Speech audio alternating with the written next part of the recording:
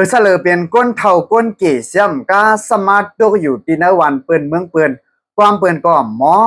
และมือเหลียวในก็เป็นดูยิงเป็นอันไม่อกไม่เจอเตี้ยวว่าเตกว่าอยู่เจ้งหือเตกว่ากินเจ้งหือก่อมผู้เย้าเนี่ยครับเนาะอันนี้ก็เคยย้อนตั้งหัวมือเคยย้อนตั้งใจแถมดีพี่น้องๆได้ก็ได้เสียวเขาเสื่อนเป็นแห่งการยานเมืองเสื่อนมีไว้อยู่ที่ในเมืองจึงไทยในตั้งหมดตั้งเสียงครับเนาะได้ลองตามมันมีเจ้งหือเปลี่ยนเจ้งหือในเขาขามาฮับถ่ำยินกว่าซ้ำกันครับเนาะแต่เมื่อได้ก็ถึงมาวันที่16 เดือนปี2026ก็เปลี่ยนนั่งเสียงจริงในก็เป็นดูยิงลุงใจเมืองค่ะเนาะลุงใจเมืองในอายุอาสากไร68 ปีที่อยู่วันนองกอหลวงตรงเวียงสีเปาะจึงได้ปะทองค่ะเนาะลุงใจเมืองเลดังมีปามอนมาเมืองไทยเลดังลูกหวาน2ก้อลูกหวานใจ2ก้อลูกหวานใจ2ก้อในได้ก็เตเป็นลูกนั่งเสียงจริงอันอยู่ไว้ที่เมืองไทยนั่นขนาดเนาะและนั่งเสียงสิงให้ซ้ำในเป็นลูกลุงเมืองและดังป่ามอนในขนาดนะเพราะว่ามาเย้าเนี่ยออกมาเมื่อวันที่15 เดือนปี2026ค่ะเนาะและเพราะว่ามาฮอดที่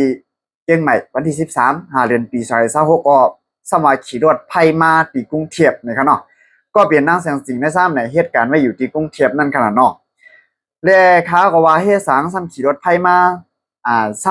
ำขี่ก้ามาเอาลาเนี่ยเจ้าก้านั้นซ้ำว่าขี่ก้ามไรนี่ครับว่าลูกอัน5ย่างหน้านี่ครับเนาะและกับพยัดปันว่ารวดไฟเสียวก็มา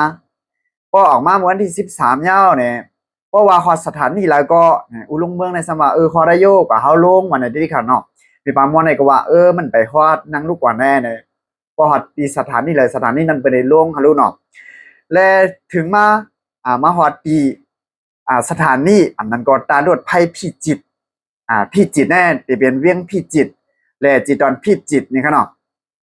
พอมาฮอดดีนั้นแล้วเนี่ยก็ลุงเมืองในลาแทงว่ามันว่าเฮาฮอดได้อยู่มากว่าเฮาลง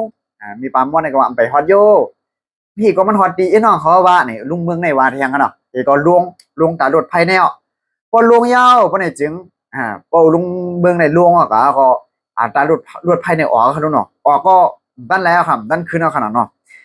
และกำนั้นมาก็ตั้งแต่วันที่13 เดือนปี2026นั่นหายจิมื้อนั้นค่ะเนาะเข้าดัง3 วันมาเลยวันที่16ค่ะเนาะก็ไปหัน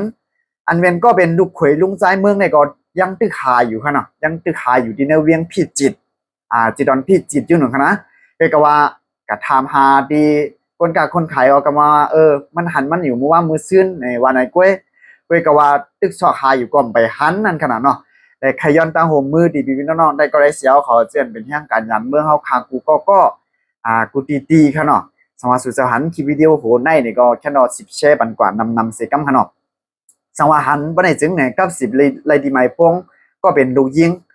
ลุงใจเมืองสือฮาวานนั่งเสียงจริงนี่ค่ะเนาะและกับ10เลยดีไม้พง0949273647เดี๋ยวฉะนั้นผมก็แทงไม้ก็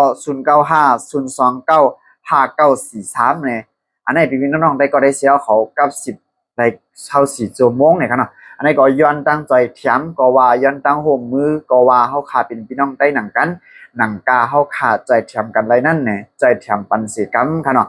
อันพี่น้องได้ก็ได้เสียเขาแชร์บันนึงก็1กรรมนั่นก็เหมือนตั้งเฮาขาใจเทียมพี่น้องได้เหมือนตั้งเฮาขาเหตุการณ์ดีกู้โซยาวค่ะเนาะเดี๋ยวได้ก็เหมือนจังนั้นนั่งเสียงจริงได้ก็เป็นอันไม่บกไม่เจอดอนตาปอที่ได้ว่าก็เป็นปอที่กายอยู่จังหือกินจังหือทั้งที่ก็อายุอาศักก็เลย68แล้วค่ะเนาะความเปิ้นก็หมอสำจังเมืองเฮาแทงติกาอยู่ติกากินจังหือเนี่ยเป็นแม่อกแม่ใจที่เดียวว่าเนี่ยย้อนตั้งผมมือสู่เจ้ากูตีกูก็ค่ะเนาะและให้เลย10แชร์บันกันนำเสกัมค่ะเนาะเอาค่ะมาส่งตังหมดตังเสียงค่ะ